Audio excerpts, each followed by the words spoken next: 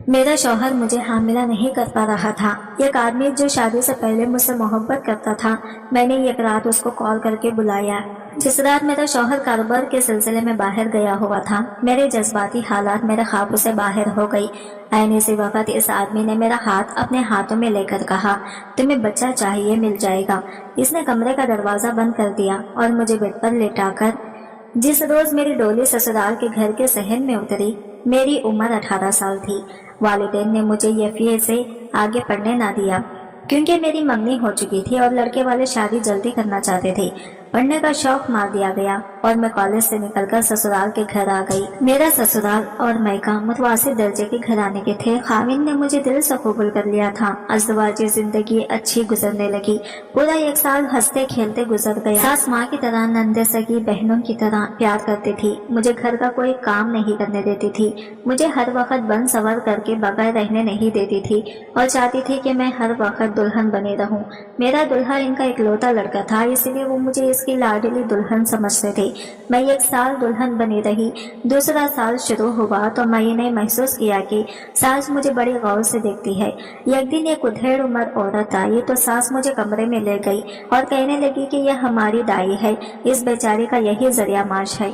अब आई है तो और कुछ नहीं तो इससे पेट ही मलवा लो, कुछ पैसे दे देना, बेचारी दुआ दे देगी। मुझे पेट मलवाने की जरूरत तो नहीं थी, लेकिन इसे भी मैं सास का लाड़ प्यार समझकर पलंग पर लेट गई। सास कमरे से निकल गई। दाई ने पहले तो मेरे पेट को टटोला, फिर पहलू से दबाना शुरू किया, नाक पर हाथ रखकर दबाया।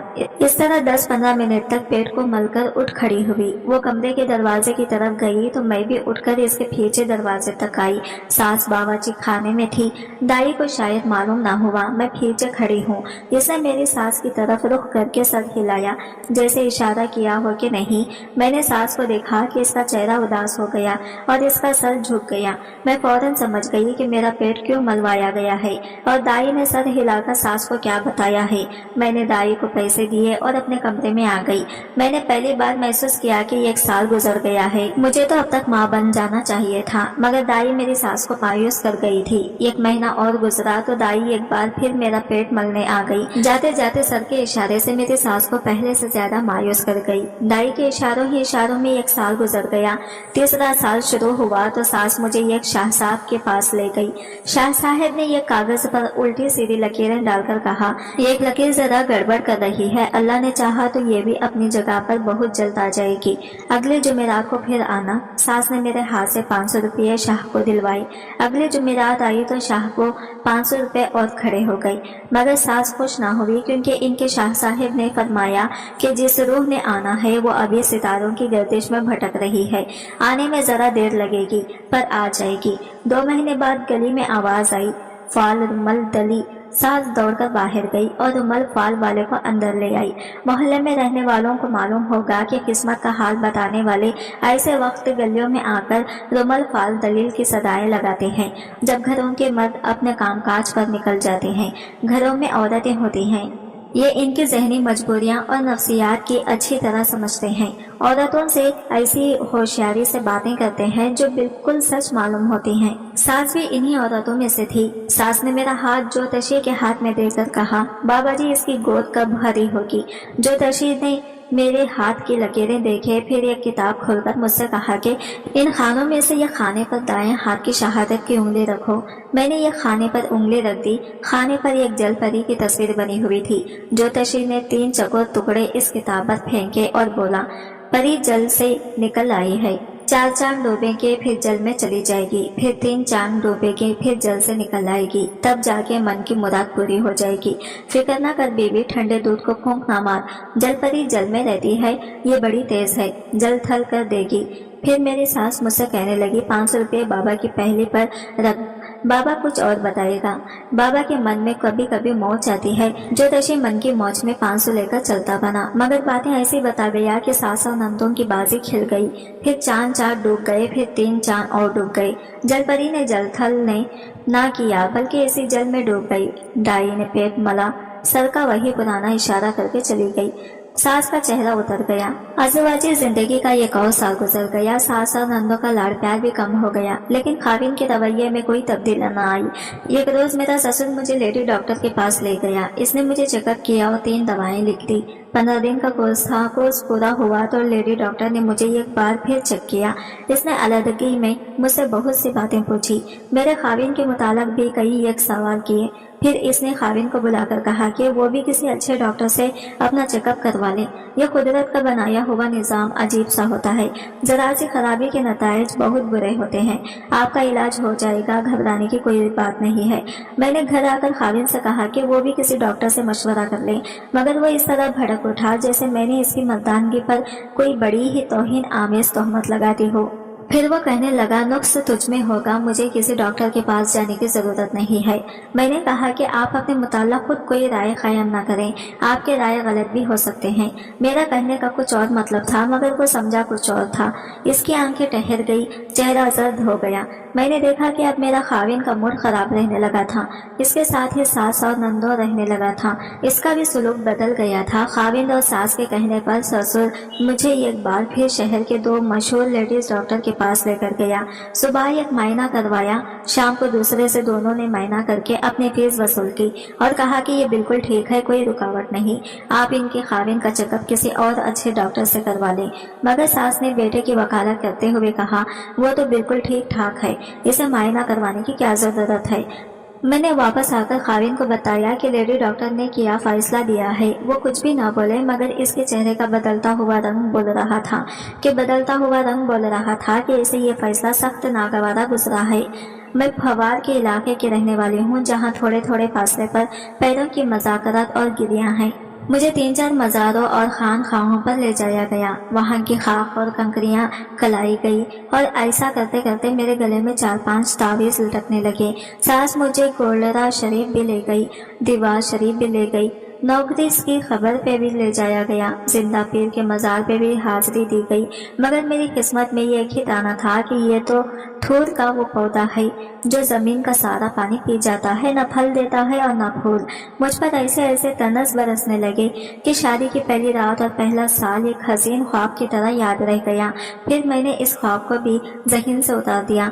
मुझे दर व दीवार से नफरत होने लगी। खाविन अनजान हो गया, नंदे बेबस हो गई और सास मुझे इस तरह काम बताने लगी कि तू हमारी और तू क्या उम्मीदें पूरी करेगी, चल झाड़ू ही लगा या बर्तन ही मांझ तू। इस तरह की ना जाने कितनी दिल बर्दाश्त बातें लगा कर करने लगी। सबसे ज्यादा मुझे जिस चोट ने आत्मोदा किया वो ये थी कि मुझसे मेरी सहेलियां छूट गई। वो आती थी या मैं इनके पास चली जाती थी तो दिल का बोझ में हल्का हो जाता था, लेकिन सभी मुझसे दूर हटने लगे। सबको ये कहकर डरा दिया गया कि मुझ पर किसी चीज का साया है, मैं किसी पीर की बददुआएं हूँ। जिस सुहागन पर मेरा साया पड़ेगा इसकी कोख भी सूख जाएगी। मेरे तन बदन में आग लग गई, दिल में इंतकाम की आग भड़क उठी। मुझे यह ख्याल ये भी आया, अगर मैं जवाबी का कार्रवाई के तौर पर सास और नंदो के मुंह लगूं तो वो मेरे खाविन को भड़काकर मुझे तलाक दिलवा देगी। अगर तलाक का ताल्लुक सिर्फ मेरी जात से होता तो मैं परवाह न करती। मैंने अपने माँ बाप के ख्याल किया, वो ये सदमा कैसे बर्दाश्त करती। मैंने दिल के शोले दिल में ही रखे और दिल जलता रहा। मैके की एक सहेली ने मेरे साथ ना छोड़ा, वो मेरी हमराज थी, हमारी दोस्ती गहरी थी। अज़वाजी जिंदगी के 6ठे साल मुझे इशारा मिल गया कि अब तलाक के सिवा कोई चारा नहीं। मैं सोचने लगी, अगर मुझे कोई तलाक हो गई तो मुझसे कोई भी शादी नहीं करेगा, क्योंकि सबको ससुराल वाले यही कहेंगे कि मैं बच्चे जनने के काबिल नहीं हूँ। इन हालात में जब तलाक की तलवार मेरे सर पर लटकने लगी तो मैं सब बातों को बर्दाश्त करने लगी, लेकिन फिर भी आए रोज चिक चिक होने लगी। मगर हार मुझे ही मानना पड़ती, क्योंकि माँ बाप की वजह से मैं तलाक से बहुत डरती थी। एक रोज कुछ ज्यादा ही तो मई हो गई और मैं अपने मैके आ गई कि शाम को खाविंद आएगा तो वापस आ जाऊंगी। घर आई तो वहाँ ताला लगा हुआ था। मुझे मालूम था कि घर वाले अगर कहीं जाते हैं तो घर की चाबी साथ वाले घर में होती है। मैं साथ वालों के घर जब गई तो वहाँ इनके घर का जवान आदमी अकेला था। इसने बताया कि मेरी माँ और इसकी माँ इसी की खातिर किसी मजार पर मिन्नत मानने गई है। वो आदमी शादीशुदा था इसकी अपनी बीवी से नहीं बनती थी। इस आदमी से पड़ोसी होने के नाते अच्छी जान पहचान थी। इसकी बीवी 6-7 महीने से अपने मैके में थी। यह आदमी अपनी बीवी को वापस नहीं लाना चाहता था। इसने मुझे बिठा लिया और अपनी बीवी का रोना रोने लगा। मैंने भी इसे अपनी मुसीबत की कहानी सुना दी। मैंने इसे बताया कि मैं तलाक से बहुत डरती हूँ, क्योंकि इससे मेरे माँ बाप को बहुत सदमा पहुँचेगा। अगर खुदा मुझे एक बच्चा दे दे तो सारा झगड़ा खत्म हो जाएगा। इस मसले पर बातें करते करते वो आदमी कुछ ज्यादा ही बेतकल्लुफी पर उतर आया। अचानक मेरे इंतकाम और बगावत का शोला उठा। मैंने दिल में सोचा, मुझे एक बच्चा ही चाहिए। मेरे खाविन को कैसे पता चलेगा कि ये बच्चा इसका नहीं है। मेरे कदम डगमगाने लगे। मेरी जज्बाती हालत मेरे ख्वाबों से बाहर हो गई। ऐन इसी वक्त इसने मेरे हाथ में अपने हाथ में लेकर कहा, तुम्हें बच्चा चाहिए, मिल जाएगा, तुम्हें मेरा साथ देना होगा। मैंने इसकी तरफ देखा, हमारी नजरें टकराई। मैंने इसकी मुस्कुराती आंखों में बच्चे की झलक देखी। मैंने अपना हाथ इससे ना छुड़वाया। वो उठा और इसने कमरे का दरवाजा बंद कर दिया। कोरा जब एक दूसरे से टकराए तो ये जरा सा खटका मेरे सीने में तोप के धमाके की तरह गरजा। अचानक मेरी हैरत बेदार हो गई। मेरा जिस्म इतनी जोर से कांपा जैसे किसी गरीबी कुव्वत ने मुझे झंझोड़ कर कहा हो, आबरू की खातिर मुसलमान बेटियां जान पर खेल जाती हैं, तुम इतनी जल्दी हार गई। खुदा की जात से मायूस ना हो, होश में आओ। वो दरवाजा बंद करके मेरी तरफ आई और मैं उठकर खड़ी हुई। मैंने इससे कहा कि मुझे माफ कर देना और मैं इससे चाबी लिए बगैर बाहर आ गई। मैंने गुनाह नहीं किया था, लेकिन गुनाह का इरादा जरूर कर लिया था। अब यही इरादा मुझे सांपों की तरह डस रहा था। गली में आई तो ऐसे घबराहट होने लगी जैसे दीवारें मुझ पर लानत भेज रही हों, जैसे पास से गुजरने वाले लोग मुझे नफरत से घूर रहे हैं। मैं कोई ऐसी पनाह ढूंढने लगी जो मुझे गुनाह के इस एहसास से नजात दिला दे। मुझे अपनी हमराही सहेली याद आ गई। मैं बहुत तेज चलती हुई इसके घर पहुंची। मेरी सहेली मेरे दुख से वाकिफ थी। इसने जब मेरी तलाक की मुताल्लिक़ बात शुरू की तो मैंने इससे कहा कि आज मेरे आंसू अपने सुहाग के गम में नहीं हैं, किसी और वजह से बह रहे हैं। इसने पूछा तो मैं जरा न झिझक की और इसे सारी बात बता दी। मैं अपने ज़मीर से इस गुनाह का बोझ उतार फेंकना चाहती थी, वो गुनाह जो मैंने किया ही नहीं था, सिर्फ सोचा था। मेरी सहेली ये सब सुनकर अफसरदा हो गई। मैं समझी वो मेरी ऐसी नाजिबा हरकत से नाराज हो गई है। मैंने इसका चेहरा अपने हाथों में लेकर कहा कि अल्लाह की कसम मैं वहां से भाग आई हूँ, कोई गुनाह नहीं किया। इसने कहा कि यही तो तुमने गलती की है कि तुमने गुनाह नहीं किया। अब गुनाह न करने की सजा भुगतो, तलाक लेकर माँ बाप के घर आ बैठो। कोई माँ का लाल ऐसा नहीं जो तुमको बिया ले जाएगा। तुम्हारी सास की तरह तुम्हें हर कोई कहेगा कि ये तोहर का पौधा है। इसने कहा, सुन मेरी बहन, औलाद की खातिर पीरों के पास जाने वाली औरतों की गोद तावीज खा के नहीं बल्कि पीर खुद हरी करते हैं। हमारे घरानों में एक फरेब की हुक्मरानी है। ये फरेब हम दूसरों को भी देते हैं और अपने आप को भी। तुम्हें अपनी आबरू इतनी प्यारी है तो तलाक ले लो, आओ घर बैठो और बाकी उम्र इस घर में गुजार दो। मगर मैं अपने आप को इस फरेब के लिए तैयार न कर सकी। जब मैंने महसूस किया कि मेरी नजात एक गुमनाम है, वरना मैं हमेशा के लिए धुकार दी जाऊंगी, तो मेरे अंदर एक ऐसी बेचैनी और तख्लीकी पैदा हो गई कि बैठे चैन न लेटे चैन। मुझ में ये पागलपन सा सवार हो गया। दिल में यही इरादा किया कि खुदकुशी कर लूं, रेलगाड़ी के नीचे सर रख दूं, डूब मरूं या जहर खा लूं। 2-3 दिन के बाद खाविन ने मुझे साफ कह दिया कि वो अब दूसरी शादी करेगा। मैंने इसकी मिन्नत समाजत के मोहब्बत के वास्ते दिए। फिर मैंने अपने आप को यहाँ तक आकर गिरा लिया कि इनके पाँव पर सर रख दिया, लेकिन वो पत्थर बन चुका था। लेकिन फिर भी मेरी मिन्नत समाजत और वास्ते ने इसे थोड़ा नरम कर दिया। इसने कहा कि मेरी माँ एक पीर का नाम बता रही है, मैं इनसे कहूँगा कि तुम्हें वहाँ ले जाएं। अगर वहाँ से भी मुराद पूरी ना होगी तो फिर मैं तुम्हें तलाक देने पर मजबूर हो जाऊँगा। मैं किसी पीर के पास नहीं जाना चाहती थी। मैंने खाविन से कहा, पीर के पास नहीं जाऊँगी। खाविन ने कहा कि फिर तलाक ले लो, ये तुम्हारा नहीं तुम्हारी तालीम का कसूर है। तुम ऐसे करके बता नहीं अपने आप को क्या समझती हो। असल में तुम पीरों और बुजुर्गों की तौहीन की सजा पा रही हो। मैं तो भूल ही चुकी थी कि मैं भी तालीम याफ्ता हूँ। खाविन ने याद दिलाया तो इसके साथ मुझे ये भी याद आया कि मैंने तो कुरान भी पढ़ा हुआ है। इस मुक़द्दस किताब को मैं खुदा का पैगाम माना करती हूँ। कुरान का ज़हन में आते ही जैसे मेरी आंखों के सामने एक रोशनी चमकी, मुझे अक्ल ने राह दिखाई। मैंने खाविन से फौरन कहा कि मैं इस पीर के पास जाऊंगी। 2-3 दिनों बाद मैं अपने सास के साथ रेलगाड़ी से स्टेशन पर उतरी, जिसके करीब इस पीर का आस्थाना था। स्टेशन से पैदल ही पीर के आस्थाने पर पहुंची। जनाब पीर साहब मुरीदों की महफिल में बैठे हुए थे। सास ने आगे होकर इससे सलाम किया, फिर मुझे भी आगे करके इससे सलाम करने को कहा। सास अपनी मुराद बनाने ही लगी थी कि पीछे से एक आदमी ने मेरी सास से कहा, यहाँ नहीं, इस वक्त हुजूर किसी और हालत में है, लड़की को अंदर भेज दो, हुजूर मुरादे वही सुनते हैं। इसके साथ ही इस आदमी ने मेरे कंधे पे हाथ रखकर एक दरवाजे की तरफ इशारा किया और कहा कि इधर अंदर चली जा, हुजूर गर्म करेंगे। इस आसानी से कोई खाली हाथ नहीं गया, मगर मेरा जिस्म बड़ी जोर से कपकपाया। सास ने मुझे उठाया और कहा, जा अंदर चली जा, हुजूर आए तो इनके पाँव छूकर बात करना, वो जो अमल करने को कहेंगे वो ध्यान से और दिल से करना। ये तुम्हारे पास भी और हमारे पास भी आखिरी मौका है। मैं चुपचाप अंदर चली गई। अंदर पलंग बिछा हुआ था, इस पर कीमती तकिए और पलंग पोशा था। कमरे का काफी सजा हुआ था। जल्दी ही पीर अंदर आ गया और दरवाजा बंद कर दिया। पीर की सेहत काबिल रश्क थी, चेहरा खूबसूरत और लाल सुर्ख था। जिस्म तो आना, इस शख्स के चेहरे और जिस्म में बड़ी कशिश थी। इसने आते ही मखूर आवाज में कहा, बच्चा नहीं होता, और खुद ही जवाब दे दिया, हो जाएगा। इसने मुझे पलंग पर लेट जाने को कहा। मैंने ये खड़े खड़े जवाब दिया, मुझे तावीज़ चाहिए, मैं यहाँ लेटने के लिए नहीं आई। वो हंस पड़ा। अगर शैतान मेरे सामने हंसे तो कसम खाकर कहूँगी कि शैतान इस पीर की तरह ही हंसता होगा। वो मेरे करीब आया, कहने लगा कि तावीज़ भी दूंगा और बच्चा भी दूंगा। इसने एक बाजू मेरी कमर के गिर्द लपेट कर मुझे पलंग पर गिरा लिया। वही खूबसूरत फैसा था। इसे देखकर मैं समझ गई कि जाहिल औरतें क्यों इसके मुरीदाना हैं। वो मुझे भी इन्हीं औरतों में से समझ रहा था। इसके मुंह से सख्त बदबू आ रही थी। मुझे नहीं मालूम कि वो शराब की बदबू थी या चर्च की। मुझे पलंग पर गिराकर वो पलंग पर चढ़ाया। मैं उछलकर पलंग से उठी और इसे 3-4 कदम दूर हटाई। इसने प्यार से मुझे अपने पास बुला लिया। इसने कहा कि मैं तुझे ऐसा तावीज़ दूंगा। फिर मालूम नहीं वो तावीज़ की कौन सी करामत बयान करने लगा। मैंने इसे बोलने न दिया और गुस्से से इसे कहा कि मैं थूकती हूँ तेरी सूरत और तेरे तावीज़ पर। मैं अब अपनी तावीज़ आजमाऊंगी। मैं गुमराही हो गई थी जो तुम्हारे पास आई। इसने जोर से खैखा लगाया और कहा कि और पागल लड़की, और साथ ही पलंग से उठने लगा। मैं तेजी से कमरे से निकली और मुरीदों के बीच से तेज तेज चलते हुए आसानी से बाहर आ गई।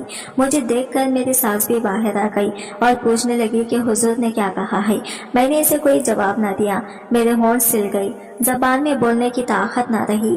मैं शायद खुद भी वो ना रही थी जो इस गुनाह खाने में दाखिल होने से पहले थी। सास कुछ ना कुछ बोलती रही, लेकिन मैं चुप रही। शाम के वक्त हम घर पहुंचे। मैंने सास से कहा कि मैं अपने मैके जा रही हूँ और मैं अपनी माँ के घर आ गई। मेरी माँ मुझे देखकर परेशान हो गई। मैंने इसे तसल्ली दी कि अल्लाह करम करेगा, जो होगा इंशाअल्लाह बेहतर होगा। मैं रात माँ के घर रही। आधी रात का वक्त था। मैं इस वक्त तक सो नहीं सकी थी। दिमाग में अजीब अजीब ख्याल आ रहे थे। मैं सोच रही थी कि घरों के अंदर औरतों के साथ कैसी कैसी ढांढियाला होती हैं, जिनसे मजबूर होकर औरतें अपने निजात के रास्ते खुद ढूंढने लगती हैं। इनकी दरपर्दा हरकतें ये ऐसा राज है जो इनके अलावा सिर्फ खुदा ही जानता है। इन औरतों के खाविन फकर से खद्दे उखड़ाए फिरते हैं। घर के सब अफराद इस वक्त गहरी नींद में थे। मैंने वजू किया और अलमारी से कुरान मजीद निकाला और छत पर चली गई। ठंडी हवा चल रही थी। मैंने कुरान पाक पढ़कर रहील पर रखा। छत के ठंडे फर्श पर 2 नफिल पड़े। इस दौरान मैं बहुत ज्यादा रोई। नफिल पढ़कर मैं कुरान पाक हाथ में लेकर खड़ी हो गई। फिर मैं खड़े खड़े इतना रोई कि अपना आप संभालना मुश्किल हो गया। मैंने कुरान को अपने सीने से लगाया और रोती रही। मुझे नहीं मालूम मैं कितनी देर रोती रही, कब नीचे आकर सोई। जब अम्मी ने जगाया तो सूरज निकल आया था। उठी तो ऐसा लगा जैसे मेरे अंदर कोई ताकत आ गई हो। दिल को अजीब सा सुकून हो गया था।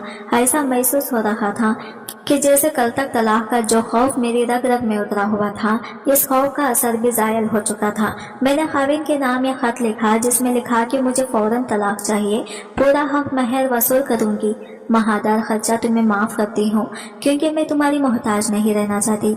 अब तुम्हारे घर नहीं आऊंगी। मेरी जो चीजें तुम्हारे घर में हैं बेच दो तो अच्छा है, वरना अपनी दूसरी बीवी को दे देना। भाई स्कूल से आया तो मैंने खत इसे देकर कहा कि मेरे ससुराल वालों के घर दे आऊं। जब माँ बाप को बताया कि खत में क्या लिखा है तो इन पर सख्ता तारी हो गया। मैंने इन्हें तसल्ली दी, जो होगा बेहतर होगा। मैंने कहा कि मेरा खुदा हमारी मदद जरूर करेगा। ये अल्फाज कहते हुए मैंने महसूस किया कि जिस तरह पहले तलाक का नाम सुनकर मैं काम जाया करती थी, अब मुझ में दलेरी आ गई थी और कोई गैबी क़ुव्वत थी जो मुझे अंदर ही अंदर यकीन दिला रही थी कि अल्लाह सब ठीक करेगा। 10-12 दिनों बाद मेरा तलाकनामा बिमाहक महर मुझे मिल गया। मेरे कपड़ों का ट्रंक भी आ गया। अलबत्ता जेवर की कुछ चीजें वो लोग हजम कर गए। सामान के साथ साथ पैगाम भी मिला कि अब देखेंगे इस सूखे पेड़ से कौन फल हासिल करता है। ये तो थूर का वो पौधा है जो जमीन का सारा पानी पी जाता है, न फल देता है न फूल। लेकिन मुझे अब कोई परवाह नहीं थी। 5-6 महीने गुजर गए। हमारा वही पड़ोसी जिसके साथ झगड़ा इतना छिल्ली थी, इसकी बीवी के साथ मैं भटक चुकी ज्यादा बढ़ गया कि इसने बीवी को तलाक दे दी। फिर वही पड़ोसी मेरी निजात का सबब बन गया। मैं एक दिन घर के छत पर गई तो वो भी अपनी छत पर मौजूद था। इस दिन के बाद इसे आज देख रही थी। इसे देखते ही मैं नीचे आने लगी तो इसने मुझे आवाज दी और कहा कि मेरी बात सुनो, अगर तुम चाहो तो मैं तुमसे शादी करने के लिए तैयार हूँ। मैंने कहा कि आपको मालूम है ना, लोग मुझे थूर का पौधा कहते हैं, क्या आपको फूल अच्छे नहीं लगते? इसने कहा कि इंसान का काम है मेहनत करना, फल फूल लगाना मालिक का काम है। मैंने इसी रोज अम्मी से कहा कि इस आदमी से रिश्ते की बात करें। अम्मी से कहा कि इस अब्बू ने बात की। 2-4 दिनों में बात पक्की हो गई। निहायत खामोशी और सादगी से हमारा निकाह पढ़ा दिया गया। मेरी माँ को अभी तक डर था कि अब क्या होगा, अगर बच्चा ना हुआ तो कहीं फिर बेटी घर ना आ जाए, लेकिन खुदा ने अपने नाम और कलाम को सच्चा कर दिखाया। शादी के दूसरे महीने ही मैंने माँ की परेशानी धो डाली और इन्हें खुशखबरी बता दी। फिर खुदा ने मुझे बेटे की नेमत से नवाजा। मेरे पहले खाविन ने दूसरी और फिर तीसरी शादी की, लेकिन आज तक बे औलाद है। अल्लाह ने मुझे यकीन 3 बेटे दिए और 1 बेटी दी। मेरा सबसे छोटा बेटा इस वक्त 14 साल का है। ये सब अल्लाह पर पुख्ता यकीन का नतीजा है, वरना मैं तो भटक चली थी। तो दोस्तों, आपको हमारी आज की कहानी कैसी लगी कमेंट करके जरूर बताना। कहानी अच्छी लगी है तो इसे लाइक और हमारे चैनल को सब्सक्राइब करना। शुक्रिया। अल्लाह।